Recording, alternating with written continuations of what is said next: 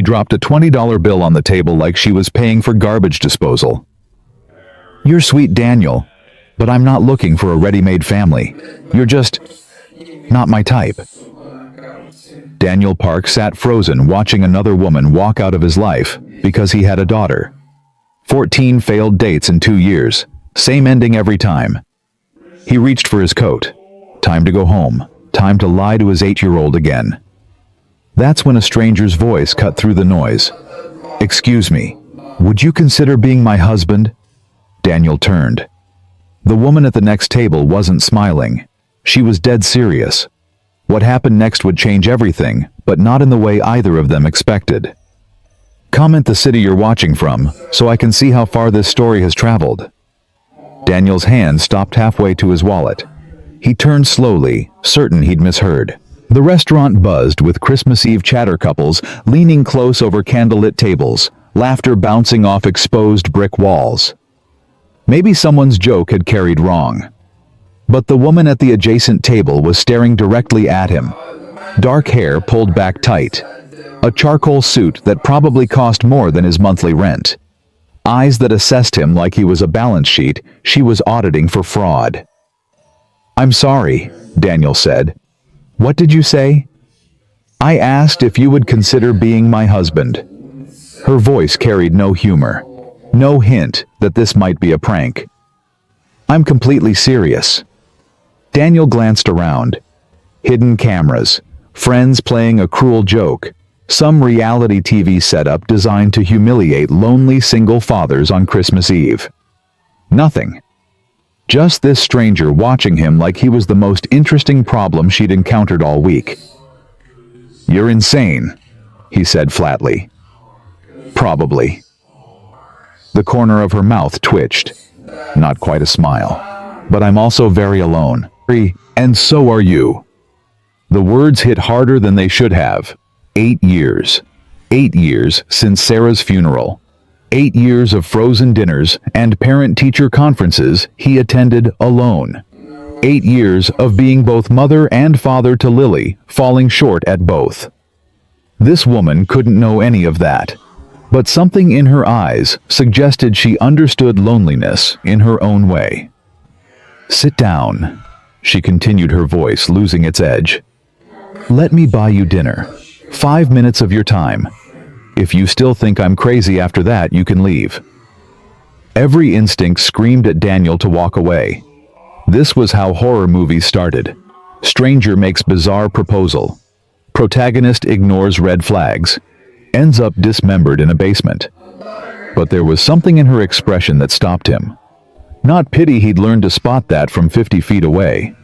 Something more like recognition. Like seeing your own reflection in a stranger's eyes.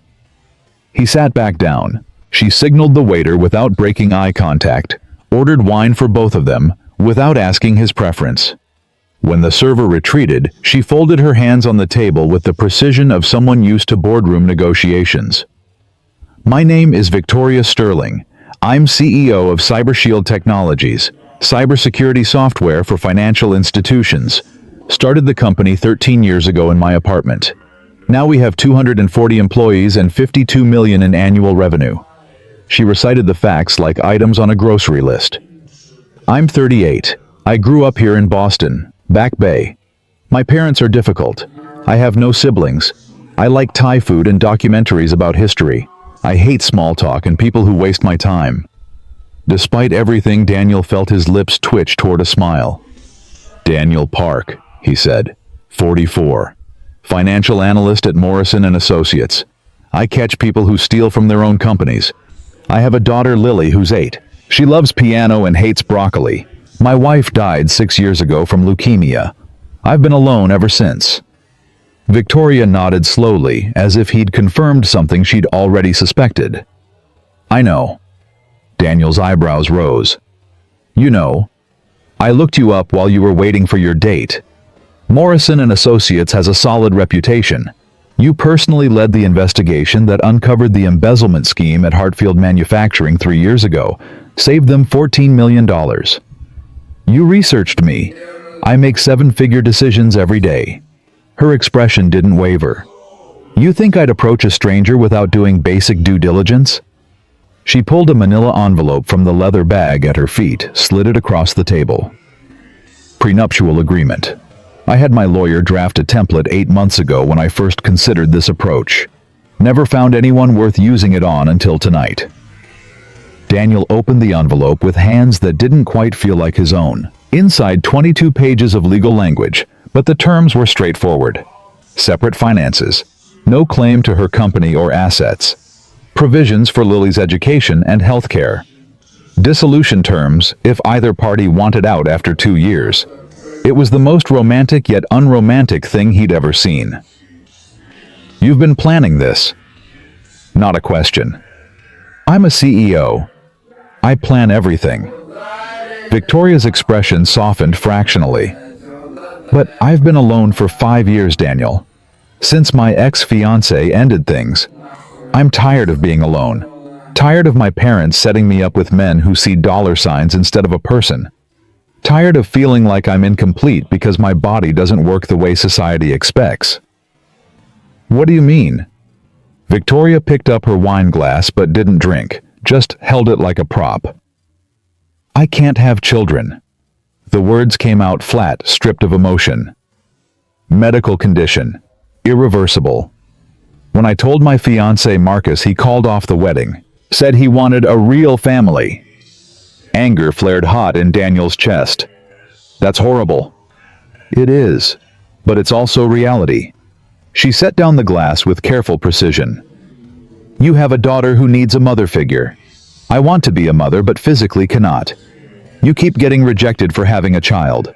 I keep getting rejected for not being able to produce one. She leaned forward slightly. What if we helped each other, not a fairy tale? A partnership. A practical arrangement that could become something real. Daniel stared at her. She was serious. Completely, utterly serious. Why me? He asked. Of all the single fathers in Boston, why approach a stranger in a restaurant on Christmas Eve? I heard you talking before your date arrived. Daniel frowned, trying to remember. You told the bartender your daughter drew you a picture of a Christmas tree this morning. That she's learning Jingle Bells on the piano, and she practices so hard her fingers hurt, but she won't stop because she wants to play it for you on Christmas Day. Daniel blinked. He had said that. To the bartender who'd made sympathetic noises while pouring his beer. The love in your voice when you talked about her. Victoria's mask slipped, revealing something raw underneath. That's what family sounds like. That's what I want. The waiter returned with their wine. Victoria thanked him without looking away from Daniel. You're asking me to marry you because I love my daughter. I'm asking you to consider building something real, with someone who will love her too. Victoria's voice held no desperation, just certainty. Not because she's a package deal I have to accept, because she's exactly what I've been looking for. You don't even know her. Then let me meet her. Let me prove I'm serious. Daniel's phone buzzed.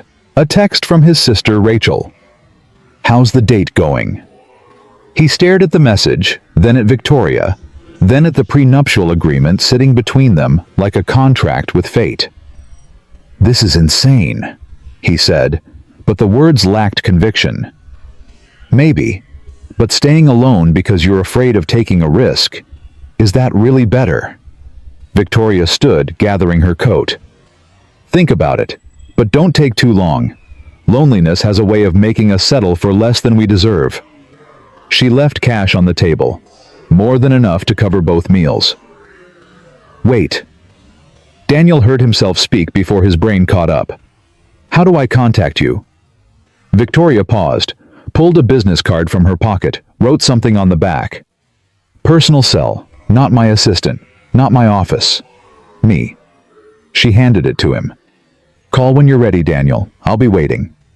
Then she walked out into the Christmas lights and winter darkness, leaving Daniel alone with the most impossible decision of his life. The drive home felt longer than usual. Boston's streets glittered with holiday decorations, families walking together, couples holding hands, children pressing faces against toy store windows. Daniel saw none of it. His mind kept circling back to Victoria's words. What if we helped each other? His rental house in Somerville looked shabbier than he remembered. One-story ranch gray siding that needed repainting a yard he kept neat, but couldn't make beautiful. Inside, his mother sat on the couch knitting needles clicking softly. "You're early."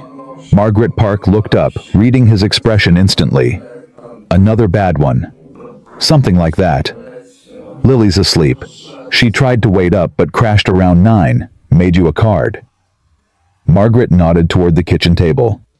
"That girl has your stubbornness." Daniel picked up the card. Construction paper glitter that got everywhere. Careful letters in purple crayon. "Merry Christmas, Daddy. You're the best." The "your" should have been "your." But Daniel's throat closed up anyway. "Daniel." His mother's voice was gentle. "What happened tonight?" He sat down heavily across from her. The whole story poured out. The rejection, Victoria, the proposal, the prenuptial agreement. By the end, Margaret had set down her knitting and was staring at him with an expression he couldn't read. "She asked you to marry her?" "Yes." "After watching your date reject you?" "Yes." "And you're actually considering it?" Daniel ran his hands through his hair. "I don't know. It sounds crazy when I say it out loud." "It sounds crazy because it is crazy." Margaret leaned forward. "But your father proposed to me after knowing me for 3 weeks. Everyone said we were insane. 42 years later, I'm glad we didn't listen." "That's different. You loved each other." "Did we?" "At 3 weeks." Margaret shook her head. "We barely knew each other. We just felt something worth fighting for. Love came later through the fighting itself." Daniel thought about Sarah. How they'd met in high school, dated through college, married at 23.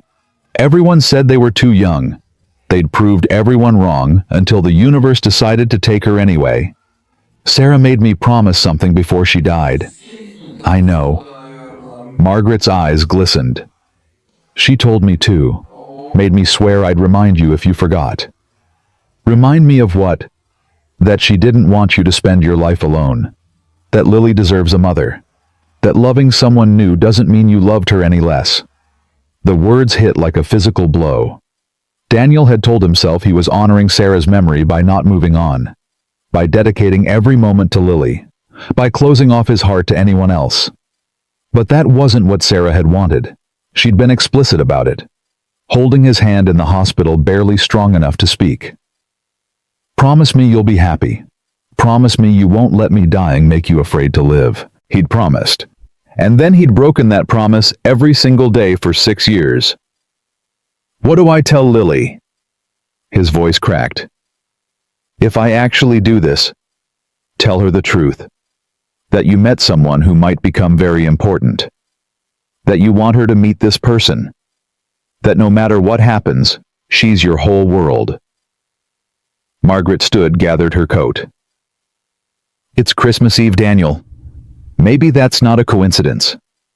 Maybe the universe is giving you a gift you didn't know how to ask for." She kissed his forehead the way she had when he was small. "Get some sleep. Lily will be up at dawn wanting to open presents. And you have some thinking to do." After his mother left, Daniel sat alone in the quiet house. The Christmas tree Lily had insisted on decorating blinked with colored lights. Her presents waited underneath nothing expensive but chosen with care. A new sketchbook because she'd been drawing constantly. Sheet music for piano pieces she wanted to learn. A stuffed elephant because she'd mentioned once that elephants never forget, and she wanted to never forget her mom. Daniel pulled out Victoria's business card, premium stock, embossed lettering. On the back, her handwriting was surprisingly messy. A phone number and 2 words, "Take the risk." He didn't call that night. But he didn't throw away the card either. Christmas morning arrived with an 8-year-old earthquake. "Daddy, Daddy, wake up, Santa came." Daniel opened his eyes to find Lily bouncing on his bed, dark hair wild, wearing the pajamas with penguins that were getting too small, but she refused to give up. "What time is it?" "Present time." He let himself be dragged to the living room where Lily attacked the wrapped packages with the focus of a surgeon and the energy of a hurricane. The sketchbook made her gasp. The sheet music made her immediately sit at the keyboard and attempt to play. The elephant made her go very quiet. "Daddy, yeah, sweetheart. This is so I never forget Mommy, right?" Daniel's heart cracked a little. "That's right, elephants never forget." "I won't forget." Lily hugged the elephant tight. "I promise I won't forget." They made breakfast together. Chocolate chip pancakes, the recipe Sarah had perfected, the one Daniel had burned dozens of times before getting right. Lily sat at the kitchen table, elephant beside her plate, chattering about what her friends might have gotten for Christmas. "Daddy." "Yeah. Emma got a new mommy last year." Daniel's spatula stopped mid-flip. "Her dad got married. Now she has a mom and a stepmom. She says her stepmom makes really good cookies." "That's nice for Emma." "Do you think I could ever get a new mommy?" The question hung in the air like smoke from the slightly burned pancake. Daniel turned around. Lily was looking at him with Sarah's eyes dark direct, seeing more than an 8-year-old should. "Would you want that?" Lily considered the question seriously, the way she considered everything seriously since she'd learned what death meant. "I don't want to forget my real mommy, but Emma says her stepmom isn't replacing her real mom. She's just extra, like bonus features on a DVD." Daniel almost laughed at the analogy. Almost. "How would you feel if Daddy started spending time with someone, a lady who might become very important?" "Is this about your date last night?" Lily's eyes narrowed with 8-year-old suspicion.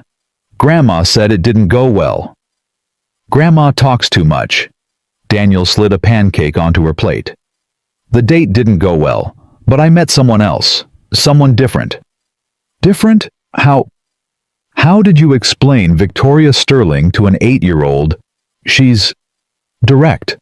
She says what she means. She doesn't play games." Daniel sat across from his daughter. "And she wants to meet you." Lily processed this fork, hovering over her pancake. "Why?" "Because she thinks you're the most important thing in my life, and she's right."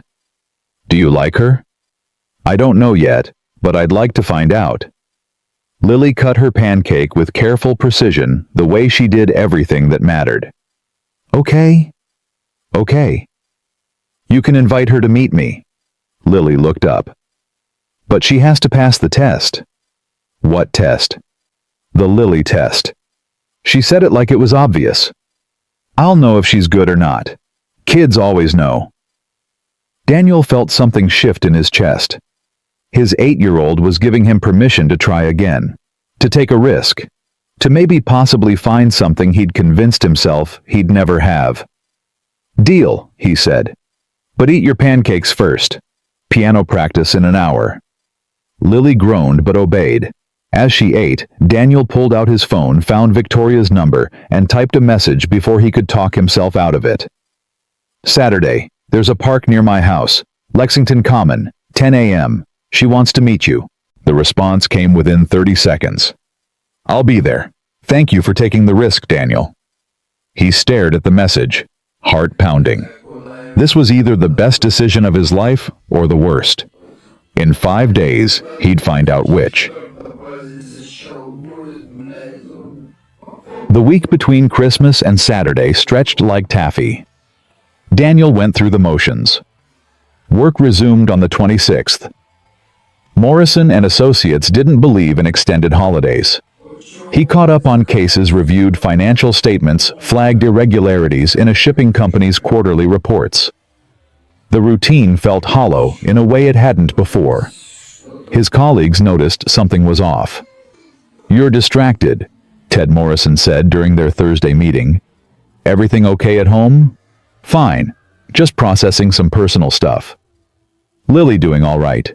"She's great. Learning new piano pieces. Drawing constantly." Ted nodded, but his eyes held concern.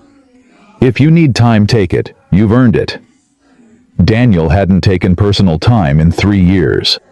The idea felt foreign, like a language he'd forgotten how to speak.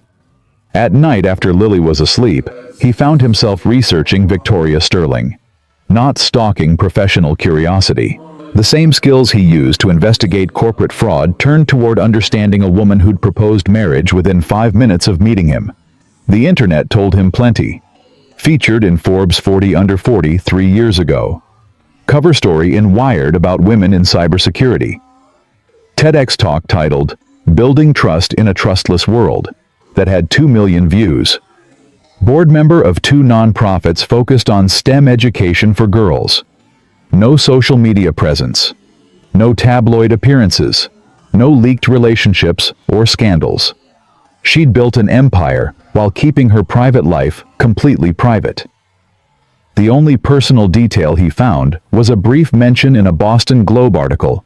Sterling, who is unmarried with no children, credits her late mother's work ethic as her primary inspiration. Late mother. Another loss they had in common. Daniel also researched the prenuptial agreement she'd given him, had a lawyer friend review it off the record favor, owed from an embezzlement case Daniel had helped with years ago. It's airtight, the friend said. But surprisingly fair. She's protecting her company obviously. But she's also providing substantial provisions for your daughter. Education Healthcare Trust Fund. If you divorce, Lily still benefits. What's the catch? There isn't one.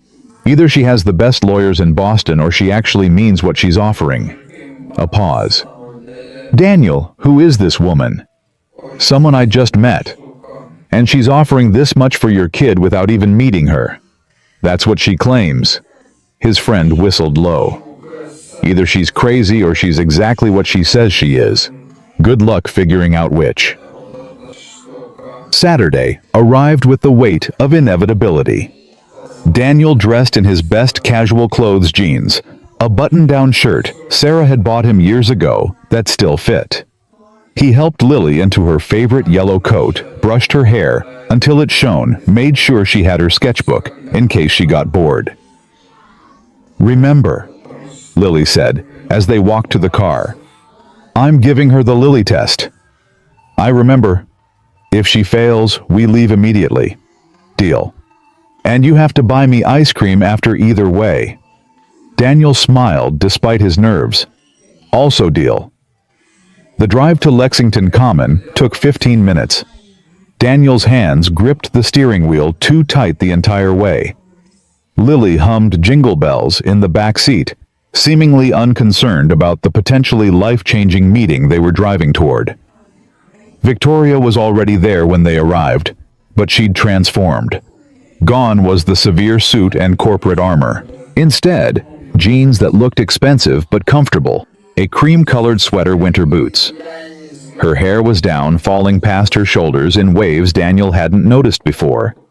She looked almost nervous. Good. At least he wasn't the only one terrified. Victoria, Daniel said as they approached. This is Lily. Lily, this is Victoria. Lily studied Victoria with the brutal honesty of children. 5 seconds of silence that felt like 5 hours. Hi, Lily finally said. You're pretty. Victoria's smile reached her eyes in a way it hadn't at the restaurant. Thank you. So are you. I love your coat. It's yellow, like sunshine. That's a good way to describe it. Lily tilted her head. Daddy says you want to be his friend. I do. Victoria crouched down to Lily's level, something Daniel noticed immediately. Not talking down to her, meeting her where she was. But more than that, I want to be your friend too. Why?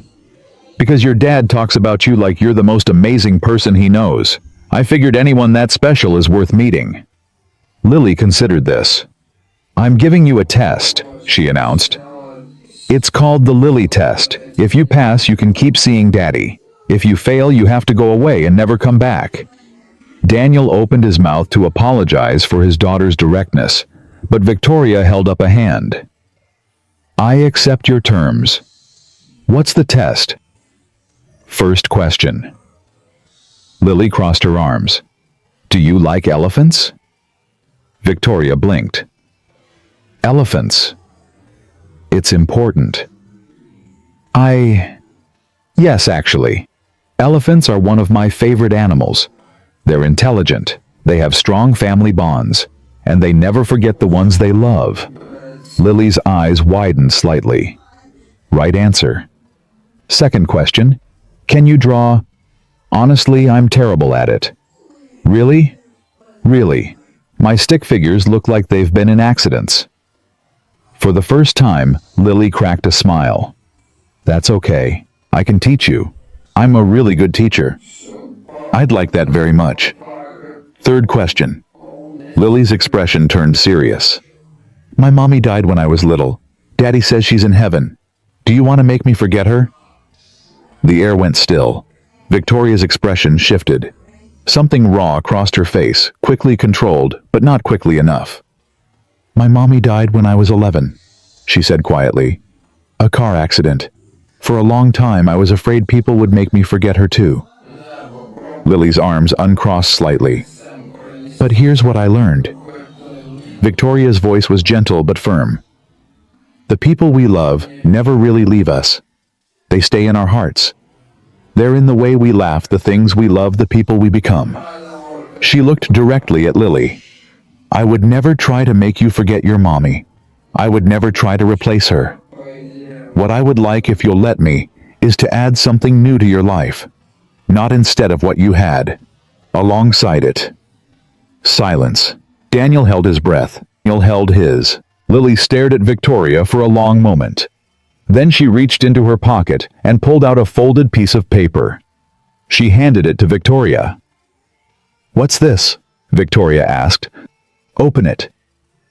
Victoria unfolded the paper carefully. Inside was a drawing, 3 figures holding hands under a Christmas tree. One tall with dark hair, one medium with dark hair, and one small with a yellow coat. That's the 3 of us, Lily explained. I drew it this morning, before I knew if you'd pass. Victoria's eyes glistened. You drew us before you met me? Daddy showed me your picture, the one from his phone. Daniel stared at his daughter. He'd shown Lily a photo from the business card, Victoria's professional headshot. He hadn't realized Lily had been thinking about it all week. You passed, Lily said simply. Welcome to our family. Then she grabbed Victoria's hand and pulled her toward the playground. Come on, I want to show you the swings. Victoria let herself be led. Glancing back at Daniel with an expression that might have been shock or might have been joy. Daniel followed, watching his daughter and this stranger, who somehow didn't feel like a stranger anymore.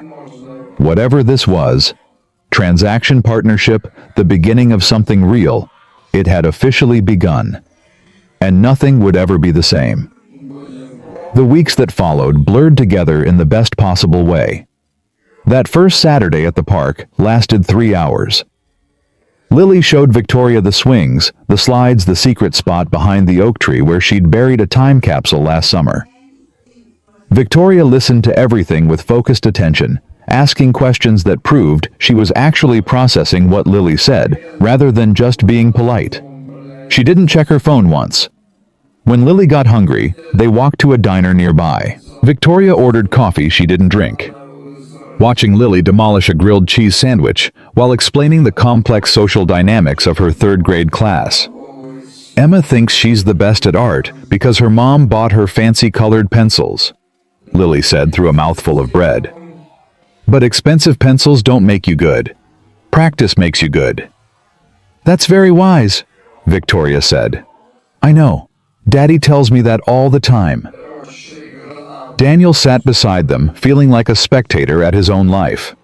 This wasn't how he'd imagined things going. He'd expected awkwardness, forced conversation, the painful process of 2 strangers trying to find common ground. Instead, Lily and Victoria talked like they'd known each other for years. Can Victoria come to my piano recital? Lily asked, suddenly turning to Daniel. It's in 2 weeks. I'm playing Jingle Bells and Twinkle Twinkle Little Star. Daniel looked at Victoria. That's up to her. I'd love to come. Victoria's voice held something Daniel couldn't quite identify. If that's okay with you. It's very okay, Lily grinned. You can sit next to Daddy. He always cries at my recitals. I do not cry. You cried at the last one. I had something in my eye. Both eyes. For the whole song. Victoria laughed a real laugh, unguarded and warm. Daniel felt something shift in his chest. Something that had been frozen for 6 years, starting to thaw. After lunch, they walked back to the park. Lily ran ahead to claim the swings, while Daniel and Victoria followed at a slower pace. Thank you, Victoria said quietly. For what?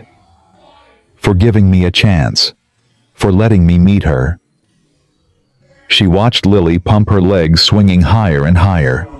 I've spent years being told I can't have what I want, that I'm incomplete, that no man would want someone who can't give him children. Those people were idiots. Maybe, but after hearing it enough times, you start to believe it. Daniel understood that more than she knew. Every woman who'd walked away because of Lily, every pitying look, every well-meaning friend who suggested he'd have better luck dating if he didn't mention his daughter right away. Lily's not a liability, he said. She's the best thing I've ever done. I can see that. Victoria's voice was soft. The way you look at her, the way she looks at you. That's what I want, Daniel.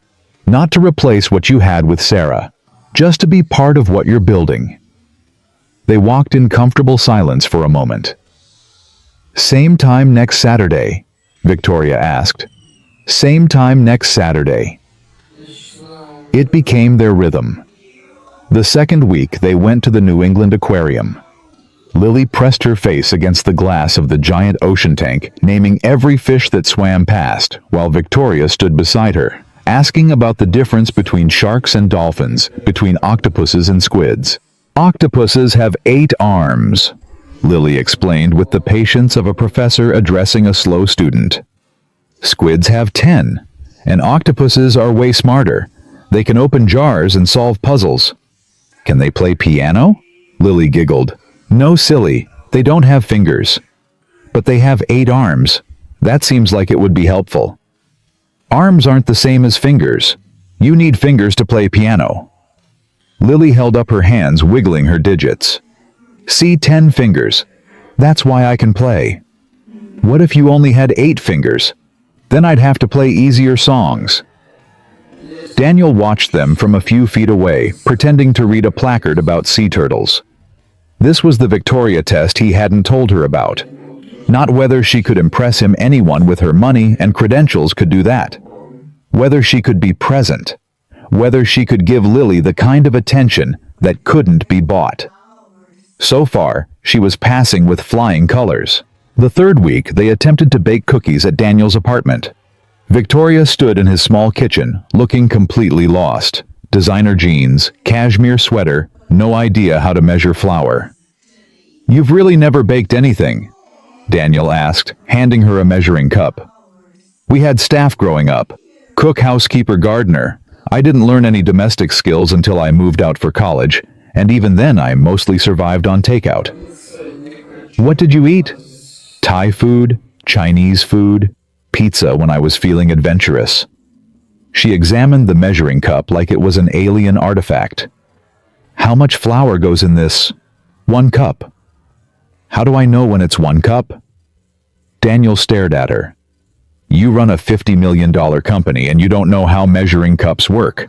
Running a company requires strategic thinking and financial acumen. Neither of those involves flour. Lily appeared at Victoria's elbow. I'll show you. It's easy. For the next hour, Daniel watched his daughter teach one of Boston's most successful CEOs the basics of baking. Lily demonstrated how to crack eggs without getting shells in the batter, how to mix until just combined meant, how to space cookies on a baking sheet so they didn't turn into one giant blob. Victoria followed every instruction with the seriousness of someone learning brain surgery. Now we wait, Lily announced, setting the timer. 12 minutes, then we check. What do we do for 12 minutes? We clean up. That's the worst part. They cleaned up together, Victoria washing dishes, Lily drying, Daniel putting ingredients away. domestic routine that felt natural in a way it hadn't since Sarah. The timer went off. Lily opened the oven door. Oh no! The cookies were charred on the edges and raw in the middle, somehow simultaneously burned and underdone. I don't understand, Victoria said, staring at the disaster. We followed the recipe exactly. You forgot to set the temperature, Daniel observed. The oven was still on the preheat setting. What's the difference? About 100 degrees. Victoria's face fell. Daniel braced himself for frustration, for blame for the kind of reaction he'd seen from women who expected everything to go perfectly. Instead, Victoria started laughing. Not polite laughter. Deep, genuine laughter that shook her shoulders and made tears form in the corners of her eyes. They're terrible, she gasped. They're so terrible. Lily joined in, giggling until she couldn't breathe. You made poison cookies. I really did. I poisoned us all. We should call the hospital. We should call the fire department. Daniel watched them collapse against each other, laughing at the ruined cookies, and felt something crack open in his chest. This was what he'd been afraid to hope for. This was what Lily had been missing. Pizza, he suggested, when the laughter finally died down. God, yes, Victoria said. Anything but cookies. They ordered pizza and ate it on the living room floor because the kitchen table was still covered in flour. Lily showed Victoria her sketchbook pages and pages of drawings she'd been working on since Christmas. This one is Daddy at work. Lily pointed to a figure surrounded by numbers. He catches bad guys who steal money. That's very accurate, Victoria said. He looks serious. He is serious. His work face is like this. Lily scrunched her features into an exaggerated frown. All grumpy and focused. I do not look like that. You kind of do, Victoria said. I've seen you analyze a menu like it contained evidence of fraud. Daniel opened his mouth to protest, then closed it. She wasn't wrong. This one is my mom. Lily turned the page to reveal a figure with long dark hair and a big smile. I drew her from pictures because I don't remember what she looks like. Daddy says that's okay. She's in here. Lily touched her chest. Even if I can't see her. Victoria's expression shifted. Something raw crossed her face. My mom died when I was 11, she said quietly. Car accident. I was old enough to remember her, but sometimes I forget little things.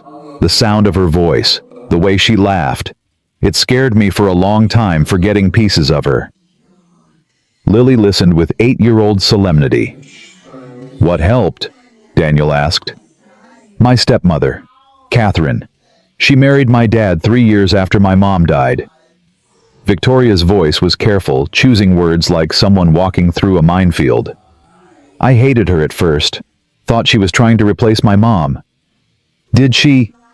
No, she just added something new, like you're drawing Lily. Your mom is in your heart. Anyone new doesn't erase that. They just take a different spot. Lily considered this for a long moment. Is that what you want to do? Take a different spot. Victoria looked at Daniel, then back at Lily. If you'll let me. Someday. No rush, no pressure, just the possibility. Lily nodded slowly, then turned back to her sketchbook.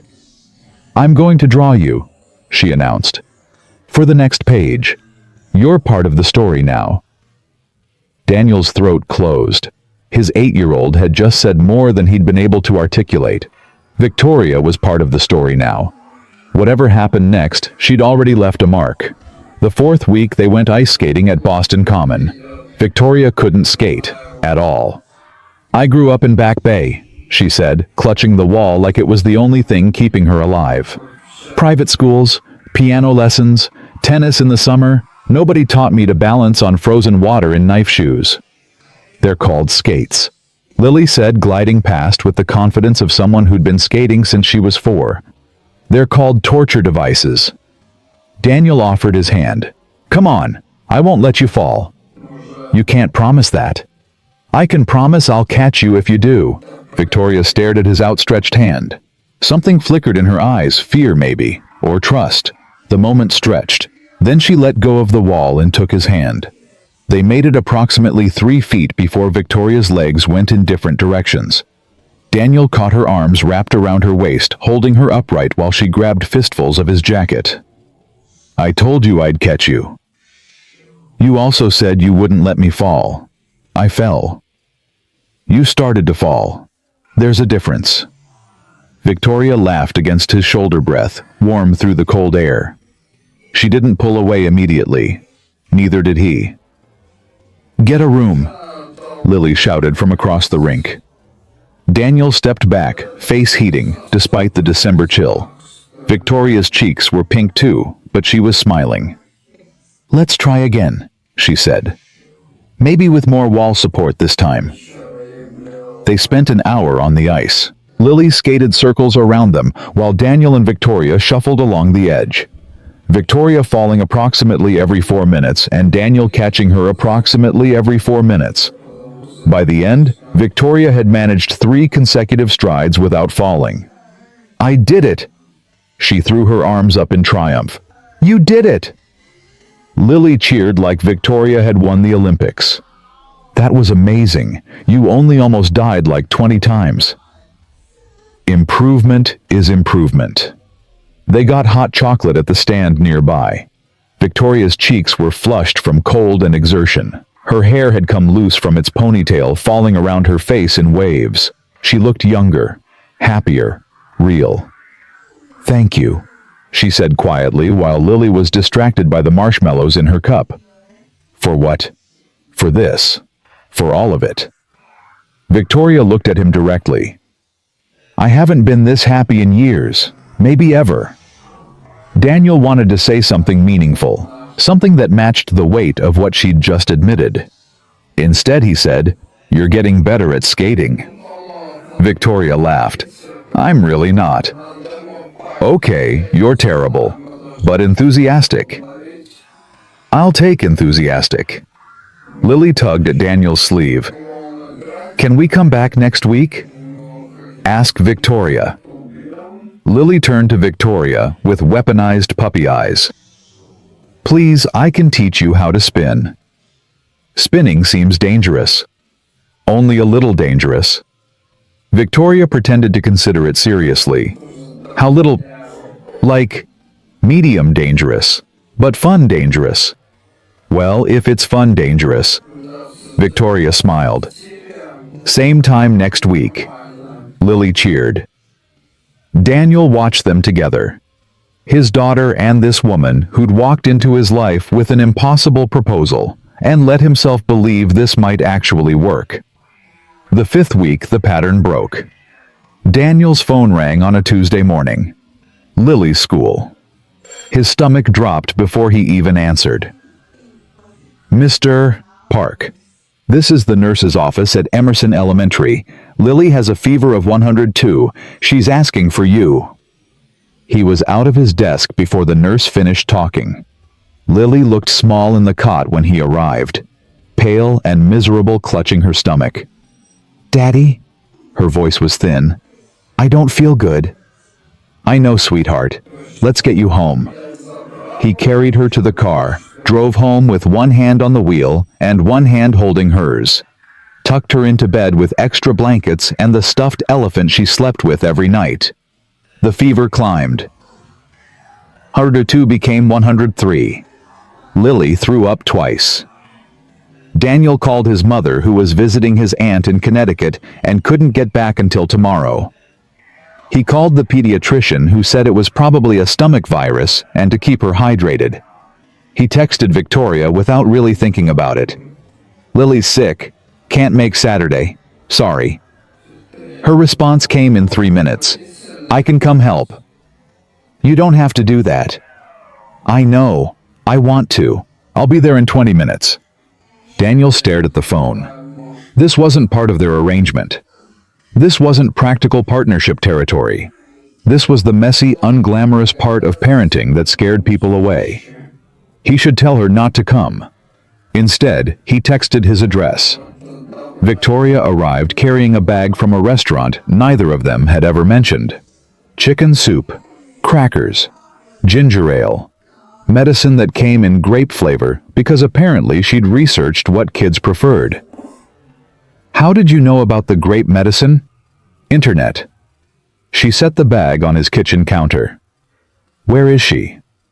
Bedroom. She's sleeping. Victoria walked toward the hall, then stopped. May I?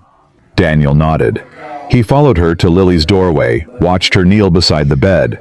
Lily's stirred eyes opening halfway. Victoria. Hi, sweetie. I heard you're not feeling great. My tummy hurts. I know. I brought you some things that might help. But first, you need to rest. Will you stay? Victoria looked at Daniel. He nodded again. I'll stay as long as you want me to. Lily's eyes closed. Victoria stayed kneeling beside the bed, hand resting gently on Lily's forehead. She's warm, Victoria murmured, but not dangerous warm. This should break by tomorrow. You know about fevers? I know about everything. I'm a CEO. A ghost of a smile. Also, I had a lot of fevers as a kid. My stepmother had a whole system. Daniel leaned against the doorframe, exhausted and grateful in equal measure. Go work, Victoria said quietly. I've got her. You have a company to run. I have a laptop and Wi-Fi. She pulled her computer from her bag. I can run my company from anywhere. You can't run Morrison and Associates from Lily's bedroom. She had a point. Are you sure? Daniel. Victoria looked up at him. Go. I've got this. I promise. He worked from the kitchen table, answering emails he couldn't focus on, reviewing documents that blurred before his eyes. Every few minutes he got up to check on Lily. Every time Victoria was exactly where he'd left her, typing one-handed on her laptop, while the other hand held Lily's. At some point, Lily's fever broke. Daniel checked because Victoria texted him from the bedroom. 99.1. She's sleeping peacefully. You can stop checking every 5 minutes. He hadn't realized she'd noticed. That evening, after Lily had kept down soup and crackers and declared herself mostly better, Daniel found Victoria in his kitchen washing dishes she hadn't dirtied. You don't have to do that. I know. She didn't stop washing. I wanted to. Victoria. She turned off the water, turned to face him. In his small, outdated kitchen, wearing jeans and a sweater that had probably cost more than his refrigerator, she looked absolutely at home. I need to tell you something, she said. Daniel's stomach tightened. Okay. This started as a business arrangement, a practical solution to problems we both had. Victoria dried her hands on a dish towel. I told myself I could keep it transactional. Partnership, not emotion. Two lonely people helping each other out. And now I watch you with Lily and I can't breathe. Now I spend every week counting days until Saturday. Now I check my phone constantly, hoping you've texted something, anything, even just to say hello. She stepped closer. I'm falling in love with you, Daniel. Both of you. And that terrifies me because love wasn't part of the plan. Daniel's heart pounded against his ribs. He'd spent 6 years convincing himself he was done with love, that Sarah had been his one shot, that opening himself up again would only lead to more loss, more grief, more pain. But standing here with Victoria in his cramped kitchen, with his sick daughter asleep down the hall, he couldn't remember why he'd been so afraid. I'm falling for you too. The words came out rough, real. Victoria's breath caught. Really? Really? You're brilliant and kind and terrible at drawing. You make Lily laugh. You make me feel like maybe I don't have to carry everything alone. He took her hands. And that terrifies me too. She kissed him first. Soft. Careful. The kiss of two people who'd been lonely too long and were terrified of breaking something precious. When they pulled apart, both were trembling. What do we do now? Victoria whispered. I don't know, but I'd like to find out. She rested her forehead against his. Me too. They stood like that for a long moment, two broken people deciding to heal together. Then Lily called from the bedroom. "Daddy, I'm hungry again." Victoria laughed against his shoulder. "Duty calls. Always. I love that about you. The constant interruptions. The constant putting her first." Victoria stepped back but kept hold of his hand. "That's what made me fall for you. You never pretended she wasn't the most important thing." "She is the most important thing." "I know. That's why I'm here." They made more soup together. Lily ate it sitting up in bed while Victoria told her about a disastrous business meeting where someone had spilled coffee on a very important client. Lily laughed until she coughed, which made her clutch her stomach, which made her laugh more. Later, after Lily fell asleep again, Daniel walked Victoria to the door. "Same time Saturday." "Actually," Victoria hesitated. "I was thinking we could do something different." "Different how?" "My family has a cabin in Vermont. Small, quiet, good for recuperating. I thought maybe if Lily's feeling better we could spend a weekend there. All three of us. A weekend away. Family territory. Moving faster than Daniel had planned. But then again, nothing about this had gone according to plan. "Let me ask Lily." "Of course." Victoria kissed him goodbye, gentle and quick. "Text me either way." "I will." Daniel watched her drive away, then went back inside to check on his daughter one more time. Lily was awake watching him from her pillow. "Are you and Victoria in love?" The directness of children. "I think we might be heading that direction." "Good." Lily yawned. "I like her. She stayed the whole time." "She did." "Mommy would like her too." Daniel's throat tightened. "You think so?" "Yeah, Mommy would want us to be happy, and Victoria makes us happy." Lily's eyes drifted closed. "Tell her yes about Vermont. I want to see snow." Daniel stood there for a long time watching his daughter sleep, thinking about the women in his life. The one he'd lost. The one he was finding. The small one in the bed who somehow understood everything better than he did. Then he pulled out his phone and texted Victoria. "She says yes, and she wants to see snow." The response came in seconds. "I'll make sure there's plenty. See you Saturday. I love you." Daniel stared at the words.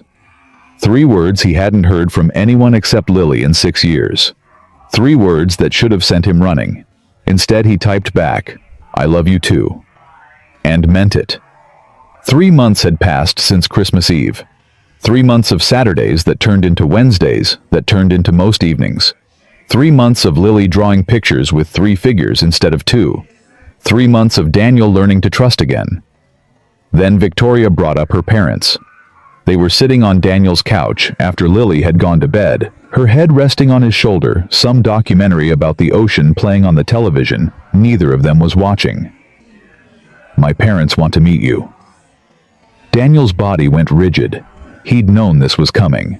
Victoria mentioned her parents occasionally, always with a careful neutrality that suggested complicated history. Old Boston money. Expectations carved in granite. A relationship that had never recovered from Victoria choosing her company over their plans for her life. When, Friday night, dinner at their house. "That's in 3 days." "I know, I've been putting it off." Victoria sat up, turning to face him. "They've been asking about you for weeks. About the man I've been spending all my time with. I can't avoid it forever." Daniel rubbed his face. "What have you told them?" "That I'm seeing someone. That it's serious." Victoria hesitated. "I haven't mentioned Lily yet." "Why not?" "Because I wanted them to meet you first, to see how good this is before they start forming opinions." "You mean before they judge me?" Victoria didn't deny it. "My parents have certain expectations. They'll need time to adjust." "Adjust to what?" "That I'm not from their world." "Daniel, I'm a financial analyst who rents a house in Somerville. My net worth is probably what your mother spends on handbags in a year." The bitterness surprised him. He'd thought he'd made peace with the economic gap between them. Apparently not. What exactly are they adjusting to? Victoria took his hands. They're adjusting to me being happy with someone they didn't choose. That's what this is really about. It has nothing to do with you. It has everything to do with me. And Lily. I know. That's why I need you to trust me. Her grip tightened. I'll be right there. I won't let them hurt you. It was a promise she couldn't keep. They both knew it. But Daniel looked at this woman who'd become essential to his life, who loved his daughter like her own, who'd shown up day after day, proving she was serious. He couldn't ask her to choose between him and her family. Okay, Friday. Victoria's face flooded with relief. Thank you. It'll be fine. You'll see. Daniel wished he shared her optimism. The next 3 days passed too quickly. Daniel bought a new suit. Not designer, but quality. Charcoal gray conservative cut the kind of thing that said, I'm respectable without screaming, I'm trying too hard. He got Lily a new dress from a department store navy blue with white flowers, more expensive than he usually spent, but appropriate for dining with people who probably owned the department store. Wednesday night, he sat Lily down for a talk. Remember Victoria? How we've been spending time with her? Lily nodded crayon, pausing over her latest drawing. She wants us to meet her mom and dad. We're going to have dinner at their house Friday. Is it a big house? Very big. Lily considered this. Bigger than Grandma's. Much bigger. Wow. Lily returned to her drawing. Are they nice? Daniel chose his words carefully. They're formal, very proper. There will be fancy food and lots of forks, and we'll need to use our best manners. I have good manners. I know you do, sweetheart. I just want you to be prepared. It might feel different than what we're used to. Lily looked up, reading something in his expression. Are you scared, Daddy? Kids always knew. A little. Why? Because Victoria's parents are important to her. I want them to like us. Why wouldn't they like us? Daniel had no good answer. How did you explain class prejudice to an 8-year-old? How did you tell your daughter that some people would judge her before she opened her mouth based solely on where she came from? Sometimes people have ideas about what families should look like, he said finally. Our family is a little different. It's just you and me. And Victoria. And Victoria. But some people might not understand that. Lily set down her crayon with the gravity of a judge issuing a verdict. Then they're dumb, she announced. Our family is the best family. Daniel pulled her into a hug, breathing in the scent of her shampoo, the solidness of her small body against his. You're right, they would be dumb. I know. Lily wiggled free. Can I bring my sketchbook in case I get bored? Probably not a good idea. What if there are no other kids? There won't be. Lily sighed dramatically. Adults are so boring. Friday arrived with the weight of an execution date. Victoria met them in the driveway of her parents' house. Mansion, really. Federal-style 3 stories, the kind of property that had been in families for generations. Daniel's Honda looked obscene parked next to the Mercedes and BMW already there. Victoria had transformed. Gone were the jeans and sweaters he'd grown used to. In their place, a silk dress, heels hair pulled back severely. Her armor was on protection against whatever was coming. You look beautiful, Daniel said. You look terrified. Both things can be true. Victoria crouched down to Lily's level. You look amazing, sweet girl. Are you ready? Lily smoothed her new dress. I practiced my manners with Daddy. Please and thank you, and napkin in my lap. Perfect. You'll do great. Victoria took Lily's hand, then Daniel's. The 3 of them faced the massive front door like soldiers preparing for battle. Remember, Victoria said quietly, I love you both, no matter what happens in there. She knocked. The door opened to reveal a woman in her early 60s, blonde hair in a perfect bob designer dress, pearls that probably cost more than Daniel's car. She examined them the way someone might examine insects under glass. Victoria, you're on time for once. Hello, Mother. This is Daniel Park. And this is Lily. Margaret Sterling's gaze swept over Daniel, lingered on Lily, returned to Victoria. I see. 2 words loaded with a library's worth of judgment. Come in. The interior was everything Daniel had feared. Marble floors, crystal chandeliers, artwork that belonged in museums. Lily's shoes squeaked against the stone, the sound echoing like an announcement of their inadequacy. Richard Sterling emerged from a study. Tall, silver-haired, wearing a suit that probably cost more than Daniel earned in 2 months. His handshake was firm, assessing the grip of a man who measured worth in milliseconds. Daniel Park, Richard Sterling. Thank you for having us. Richard's eyes flicked to Lily. And this is the child. Not the little girl. Not Lily. The child. Like she was an object rather than a person. This is my daughter. Daniel kept his voice even. Lily, say hello to Mr. Sterling. Lily extended her hand the way Daniel had taught her. Nice to meet you, sir. Richard's eyebrow rose fractionally. Manners, that's something. They moved to a sitting room that could have fit Daniel's entire house. Margaret poured drinks without asking preferences, handed Daniel a scotch he didn't want, gave Victoria wine, pointedly offered Lily nothing. Water for Lily, Victoria said, not asking, stating. Margaret's lips thinned. Of course, I'll have someone bring it. Someone. Of course there was staff. Of course there were invisible people whose job was to tend to the Sterlings' every need. Lily sat on a chair that dwarfed her feet, dangling above the floor, hands folded in her lap exactly as Daniel had shown her. She looked like she was trying to make herself as small as possible. So, Richard settled into a leather armchair. You're the man who's captured my daughter's attention. I suppose so. Victoria tells me you're in finance. Financial analysis, forensic accounting specifically. I identify irregularities in corporate financial statements. Morrison and Associates. Richard's tone dripped dismissal. Regional firm, isn't it? Yes. We handle mid-market clients primarily. And your education? Boston University, full scholarship. Graduated magna cum laude. State school.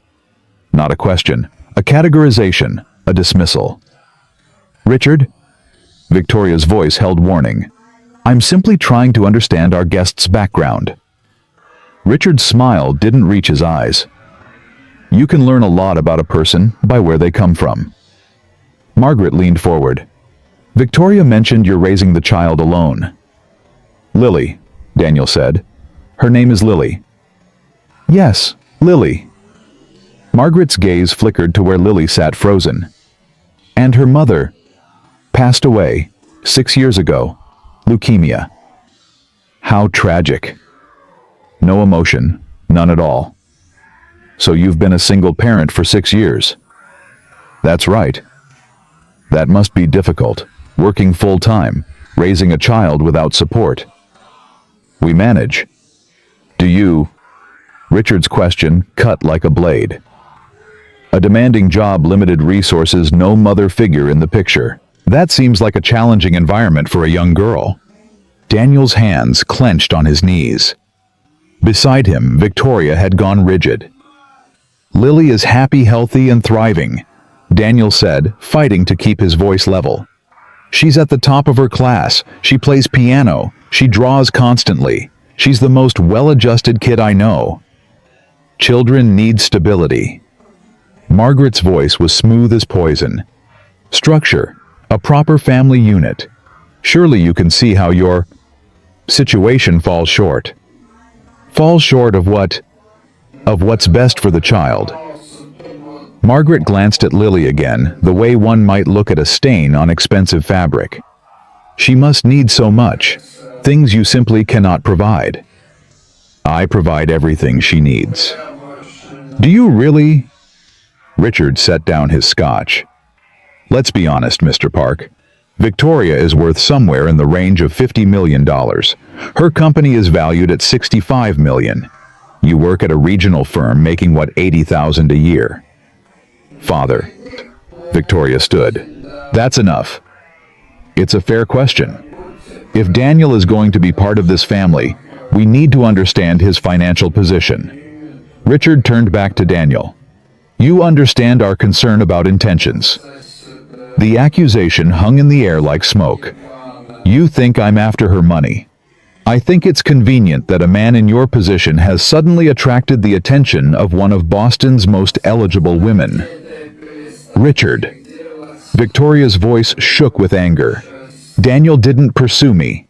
I pursued him. I approached him. I proposed to him. Even more convenient. Daniel stood. His whole body vibrated with fury he was barely controlling. I don't want Victoria's money. I never asked for anything. I didn't even know who she was when we met. So you claim. It's the truth. Margaret laughed soft and cruel. The truth is that you're a widower with a dependent child and a modest income, and my daughter happens to be a millionaire. Forgive us for being skeptical of such a fortuitous connection. Daniel looked at Lily. She'd shrunk into herself, tears building in her eyes, face pale. She'd been listening to every word, understanding more than they realized. We're leaving. Daniel, please. Victoria grabbed his arm. Let me talk to them. There's nothing to talk about. He kept his eyes on his daughter. They made their position very clear. They're just protective. They're cruel. Daniel turned to face Victoria, seeing the anguish in her eyes. And you brought us here knowing this would happen. You knew how they'd react, and you brought Lily anyway. I thought they would be different. I thought if they saw you, saw how good this is. They saw. Daniel's voice was hollow. And we're not good enough. We'll never be good enough for their world. Daniel, Lily, get your coat. Lily slid off the chair, tears streaming silently down her cheeks. She walked past Margaret and Richard without looking at them, spine straight, chin trembling, but lifted.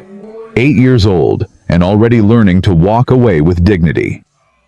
Daniel followed her to the foyer, where their coats hung. His hands shook as he helped her into her jacket. Daniel, wait.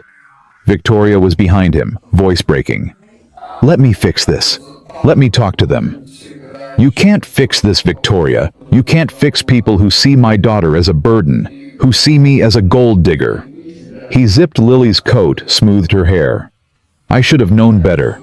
I should have known this was too good to be true. That's not fair. None of this is fair. He turned to face her. I spent 6 years protecting Lily from people who thought she wasn't enough, from women who saw her as an obstacle, from a world that told her she was the reason I couldn't find happiness. His voice cracked. I thought you were different. I thought this was different. But you come from this. He gestured at the marble and crystal and wealth, and will never belong here. Victoria's face crumpled. I'm not them. You know I'm not them. I know, but they're still your family, and they just spent an hour telling my daughter she's a problem to be solved. Daniel took Lily's hand. I can't do this, Victoria. I can't put her through that. So you're leaving. You're just giving up. I'm protecting my daughter. You're protecting yourself. The words hit like a slap, but Daniel was already moving, pulling Lily toward the door away from this house that stank of money and judgment. Daniel! Victoria's voice followed them. Don't do this, please. He stopped at the door, turned back one last time. Victoria stood in the marble foyer, arms wrapped around herself, mascara running down her cheeks. Behind her, Richard and Margaret watched from the sitting room doorway, faces impassive. Goodbye, Victoria. He walked out into the winter night, Lily's hand clutched in his, leaving behind everything he'd let himself hope for. In the car, Lily sobbed. They hate me, Daddy. They said I was bad. They said I make everything wrong. Daniel pulled to the side of the road. He couldn't drive like this, couldn't see through his own tears, couldn't focus on anything except his daughter falling apart in the back seat. He climbed over the console, squeezed into the back, pulled her into his arms. They don't hate you. They don't even know you. But they said you can't give me good things. They said I make you not good enough. They're wrong. Daniel held her tighter, rocking back and forth. So wrong, Lily. You are the best thing in my life. You make everything right. Everything. Then why did they say those things? Because they're scared and small and they measure people by money instead of heart. Daniel's voice shook. But none of that is true. You are perfect. You are enough. You are more than enough. Lily cried against his chest until she couldn't cry anymore.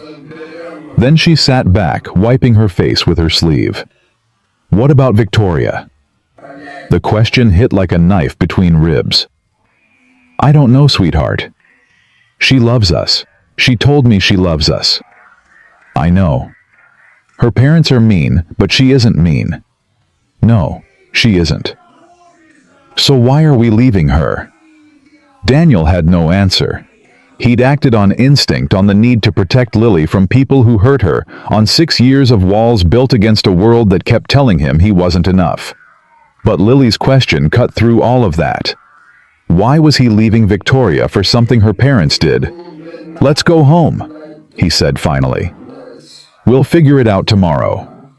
But as he drove through the dark streets, he knew he'd already figured it out. He'd done what he always did when things got hard. He'd run. He'd protected himself under the guise of protecting Lily, and he'd left Victoria standing alone in her parents' house, choosing between the man she loved and the family she was born into. His phone buzzed. Victoria's name on the screen. He declined the call. It buzzed again, and again, and again. He turned it off.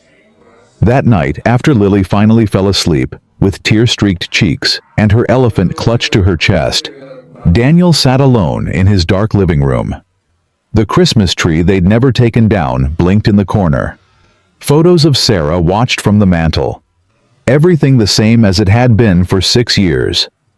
He'd thought he was ready to let someone in. He'd thought he'd finally found someone worth the risk.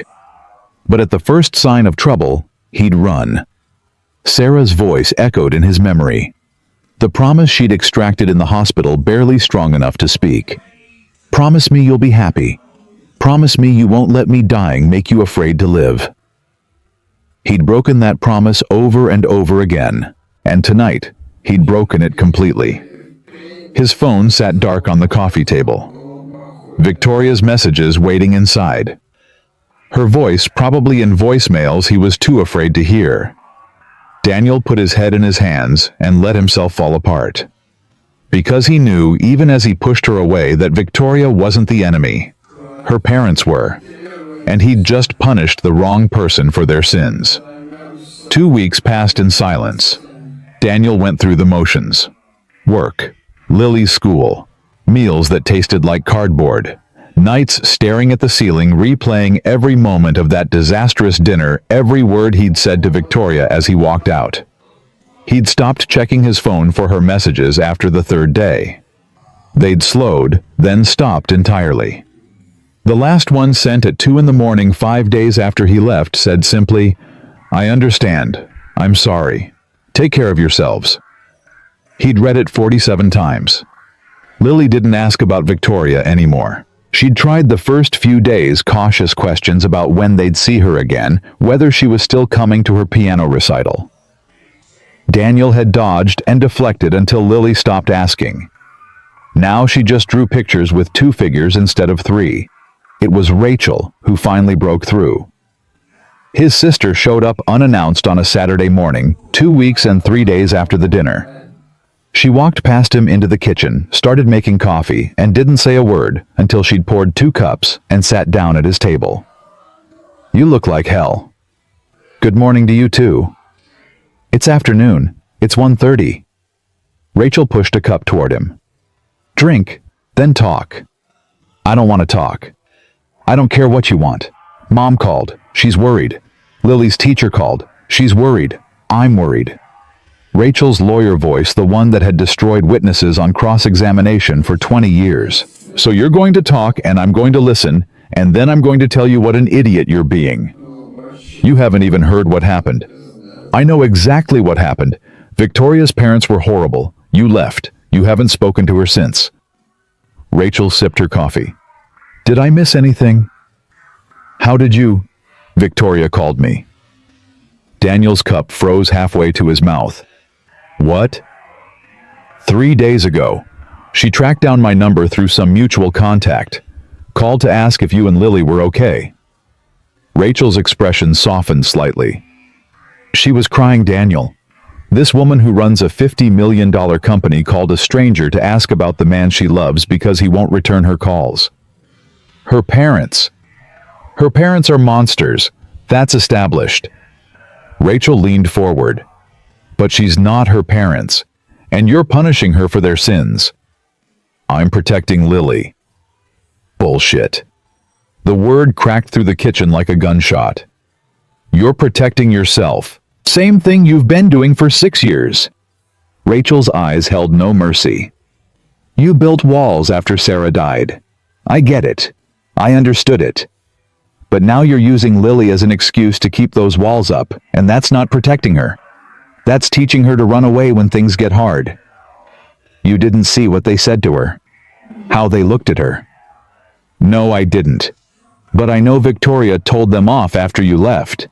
I know she walked out of her parents' house that night and hasn't spoken to them since. I know she chose you and Lily over her own family. Daniel's chest tightened. She did. Yes. Because that's what you do when you love someone. You choose them even when it's hard. Rachel stood, refilled her coffee. Daniel, when Sarah was dying, what did she make you promise? He closed his eyes. Don't. What did she make you promise? You know what she made me promise. Say it, out loud. The memory surfaced like a drowning man gasping for air. Sarah in the hospital bed, barely strong enough to squeeze his hand, making him swear on everything he held sacred. She made me promise to be happy. His voice cracked. To not let her death make me afraid to live. And what are you doing right now? Silence. You found someone who loves you. Rachel continued, relentless. Who loves Lily. Who walked away from her own family because they hurt you, and you're throwing that away because her parents are assholes. It's not that simple. Yes, it is. Rachel came back to the table. Honoring Sarah doesn't mean staying miserable for the rest of your life. It means being brave enough to choose happiness, the way she chose to fight for every single day she had left with you and Lily. Daniel stared at his coffee, cold now, untouched. What if I already ruined it? Then you fix it. You show up. You apologize. You fight for what matters.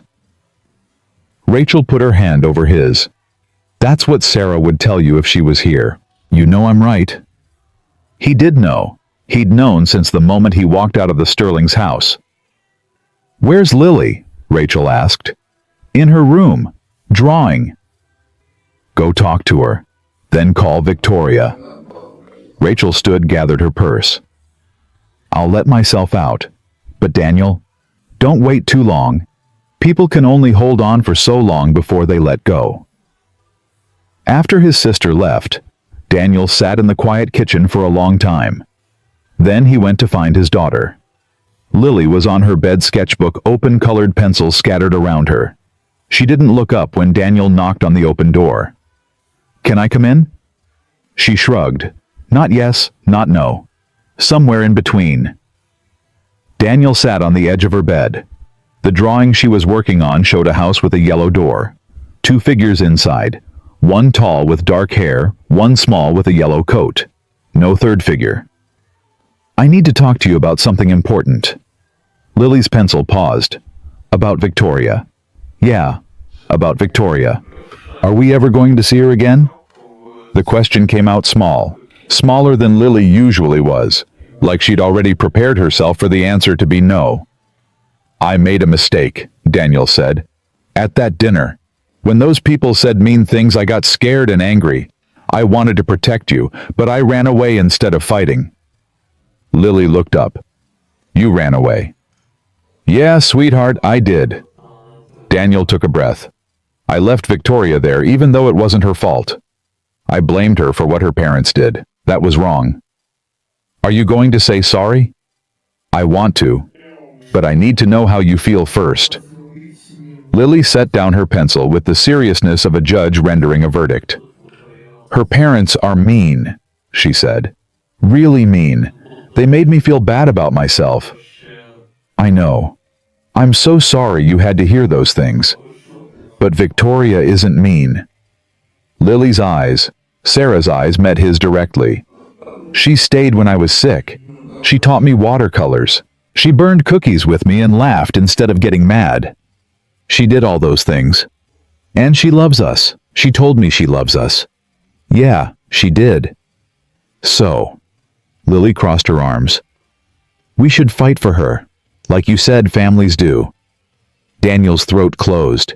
His 8-year-old understood this better than he did. What if her parents are always like that? What if every holiday, every family event they say horrible things about us? Then we show them they're wrong. Lily's chin lifted. That's what you taught me. When people say mean things, you prove them wrong by being your best self. When did you get so wise? I've always been wise. You just don't listen because I'm a kid. Despite everything, Daniel laughed. A real laugh, the first one in 2 weeks. You're right. I don't listen enough. He pulled her into a hug. Thank you, Lily, for being braver than me. You're welcome. She hugged back tight and fierce. Now call Victoria. I want my other mom back. Daniel held on a moment longer. His daughter had just called Victoria her other mom. Not stepmom, not Victoria. Mom. I love you, he whispered. I love you too. Now go fix it. Daniel went. He called Victoria from the living room, hands shaking, heart pounding. The phone rang once, twice, 3 times. He prepared himself for voicemail, for rejection, for the silence he deserved. She answered on the 4th ring. Daniel. Her voice was rough, like she hadn't slept, like she'd been crying. Can we meet? I need to talk to you. Silence on the line. Long enough that Daniel thought she might hang up. Where? Your office. Wherever you want. I'll come to you. The park. Lexington Common. Where we met. A pause. 1 hour. I'll be there. She hung up without saying goodbye. Daniel didn't blame her. He drove to the park in half the time, arriving 20 minutes early. Sat on the bench where they'd watched Lily feed ducks 3 months ago. Rehearsed what he wanted to say. Threw out every rehearsed line because none of them were right. Victoria arrived exactly on time. She looked terrible. Dark circles under her eyes. Hair pulled back without care. Wearing jeans and a sweater that looked slept in. The CEO armor completely gone. She sat on the far end of the bench, as far from him as possible, while still being in the same space. You look awful, Daniel said. Thanks. You look worse. Probably true. Silence stretched between them. Not comfortable, charged with everything unsaid. I'm sorry. Daniel spoke first. For leaving. For not answering your calls. For blaming you for what your parents did. Victoria didn't respond, just stared at the empty playground where Lily had pushed her on swings. I was scared, he continued. I've been scared for 6 years, since Sarah died. I built walls to protect myself, told myself I was protecting Lily, but really I was just afraid of losing someone again. So you left before you could be left. Yeah, the truth cut deep. That's exactly what I did. Victoria finally turned to look at him.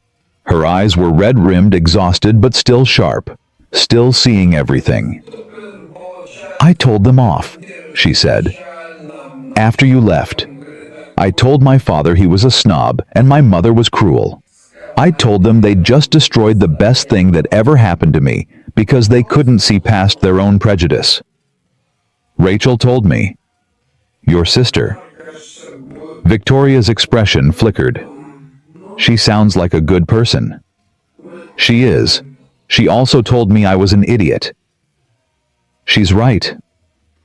I know. Victoria turned back to the playground. I haven't spoken to my parents since that night. My father called twice.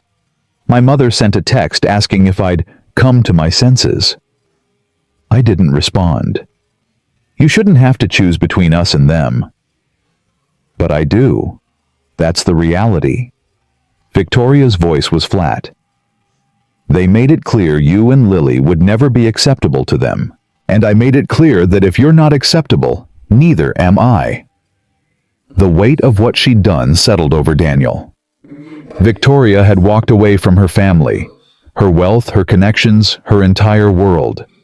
For him, for Lily. And he'd responded by ghosting her for 2 weeks. I don't deserve you, he said. Probably not. I'm sorry. You said that already.